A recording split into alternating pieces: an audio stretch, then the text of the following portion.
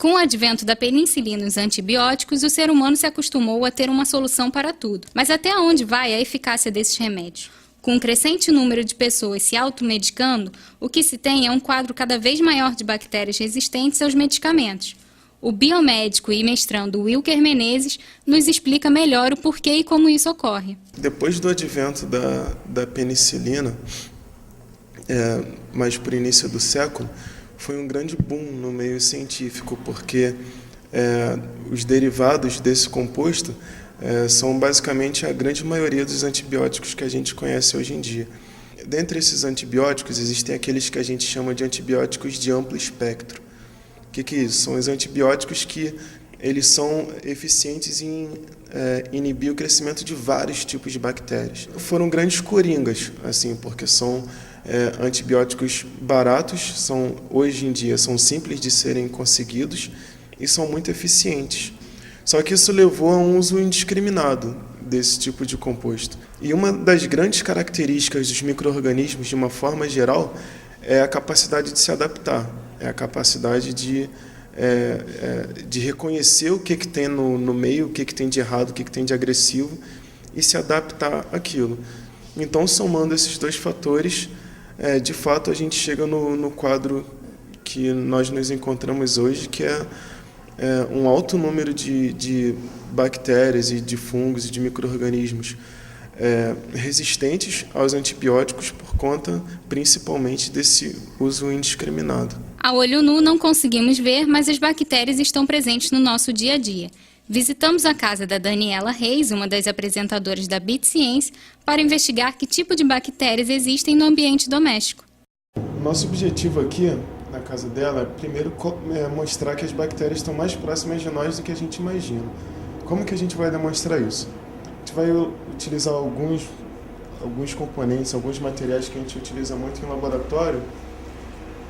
Primeiro são suaves. Quando eu abrir aqui, a gente vai ver que são alguns cotonetes que servem para a gente coletar essas bactérias de alguns lugares estratégicos. E algumas substâncias que a gente chama de meio de cultivo, que são algumas substâncias que são ricas em nutrientes. Então, as bactérias se multiplicam bastante aqui dentro. E quando elas se multiplicam, esse meio muda a característica dele. Então, a gente consegue visualizar se houve crescimento ou não. Na verdade, a gente não dá muita atenção, mas a maçaneta é um lugar que todo mundo coloca a mão frequentemente e o pessoal não se preocupa. Às vezes, a gente acaba de lavar a mão e vai sair para a rua e pega na maçaneta e vai, acho que está com as mãos limpas. Mas, na verdade, a gente vai ver agora que é um dos lugares mais sujos da casa, já que está em contato com as mãos, que também é um dos lugares mais contaminados do corpo. Eu não estou usando luvas porque a gente está fazendo demonstração ambiental, então são meios que comumente estão contaminados, então não se faz necessário.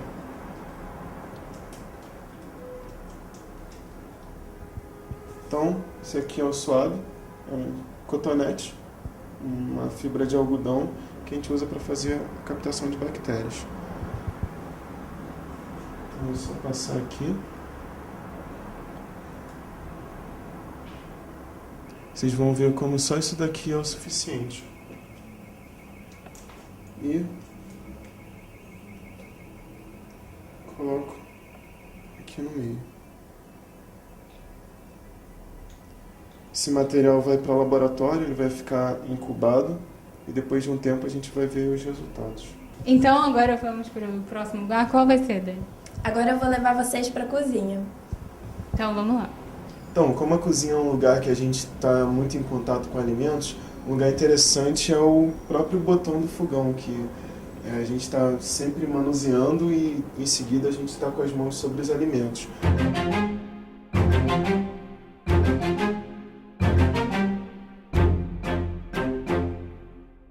Então, para a última demonstração, a gente vai usar a Daniela de voluntária e a gente vai mostrar o que tem na mão dela.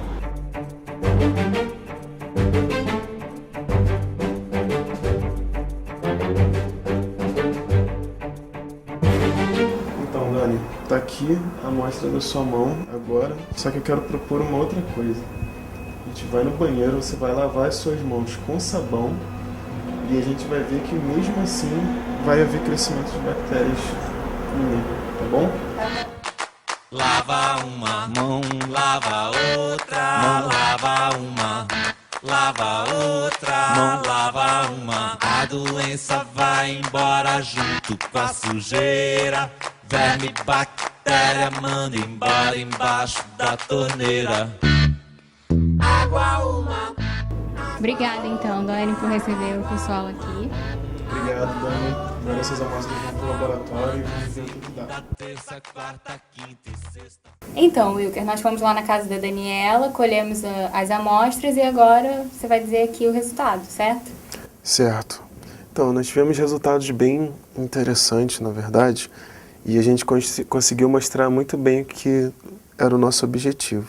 Aqui eu trouxe os tubos, foram os 4 tubos que nós coletamos na casa da Dani. Eu também trouxe 2 tubos que vão servir de controle negativo, ou seja, são tubos que não têm bactéria nenhuma, estão limpos, para que a gente possa fazer a comparação. Isso. Então vamos lá. O primeiro que a gente coletou foi a da maçaneta da porta, certo? Então, tá aqui o nosso tubinho e esse daqui é o nosso controle.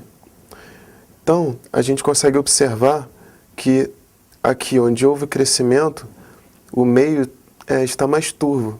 Ele está um pouco mais nebuloso do que esse aqui que está limpo, está bem transparente. Então aqui é onde houve o crescimento, porque ele está turvo justamente por causa das bactérias suspensas aqui no meio de cultura. Então, de fato, na maçaneta da porta houve crescimento de bactérias. E o segundo lugar foi no botão do fogão, né?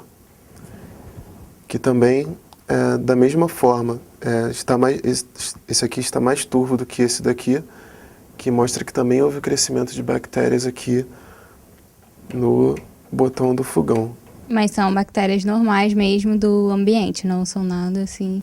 Bom, esses meios aqui são os meios que a gente chama de não seletivos, ou seja, a grande maioria das bactérias pode crescer nesses meios. Então aqui estão contidas bactérias que podem ser patogênicas, ou seja, podem fazer mal para o ser humano, bactérias que podem nos colonizar, mas não fazer mal, e bactérias que às vezes nem se adaptam ao ser humano. Então aqui cresce de tudo. Certo, e agora com relação à mão da Dani, que nós fizemos 2 testes. É verdade. Foi o nosso resultado mais interessante. Primeiro, nós pedimos para que ela... nós fizemos a coleta sem que ela tivesse lavado as mãos, do jeito que ela estava na hora. E o resultado foi esse aqui, olha. Esse daqui é o meio limpo, nosso controle negativo. E aqui a gente consegue ver essas 2 bolinhas, que são 2 colônias de bactérias, e essa placa esbranquiçada aqui, que mostra que houve um crescimento considerável aqui nesse meio. Depois, nós pedimos para que ela lavasse as mãos com sabão. E está aqui o resultado. Também houve bastante crescimento em termos de colônias. Numericamente foi maior do que no outro, mas de qualquer modo, mesmo lavando as mãos com sabão, a gente consegue ver que houve bastante crescimento aqui. Isso mostra que, na verdade, o meio de higienização que está contido na sociedade geralmente não é o suficiente para nos isentar de contaminações. Às vezes, dependendo da lavagem, tem pessoas que passam sabão só na palma das mãos e não fazem a lavagem correta entre os dedos e na mão por inteiro. E elas continuam, a lavagem de pouco adianta, assim, porque elas continuam com as mãos potencialmente contaminadas e vão transmitir isso dali em diante. E você acha que tem algum tipo de solução que a Daniela possa utilizar para ajudar? Bom, como nós havíamos conversado, em termos de resistência bacteriana, a gente não consegue desfazer o que foi feito. Dificilmente a gente vai conseguir erradicar uma bactéria resistente a determinado medicamento. Mas o que nós podemos fazer é atentarmos às medidas de controle para que isso não saia da nossa margem de segurança, para que isso não se alastre e seja perigoso para a sociedade em geral.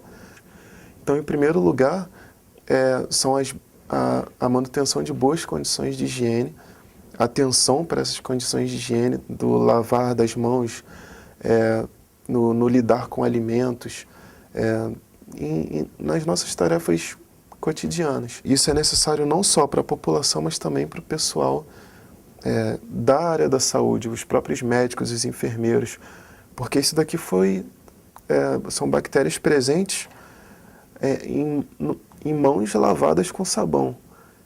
Agora você imagina, por exemplo, num jaleco, que a gente cansa de ver o pessoal da área da saúde andando na rua de jaleco, ou então em restaurantes de jaleco. O jaleco é algo de proteção pessoal, é algo para você não levar contaminantes para o paciente e para o paciente não trazer contaminantes para a sua roupa, para a sua pele, para a sua vestimenta. Mas não é uma roupa qualquer que você pode usar na rua e ir para qualquer lugar. Então é esse tipo de prudência, de cautela que é importante para que a gente consiga manter esse controle. Tá ok então, Wilker. Muito obrigada. O prazer foi meu.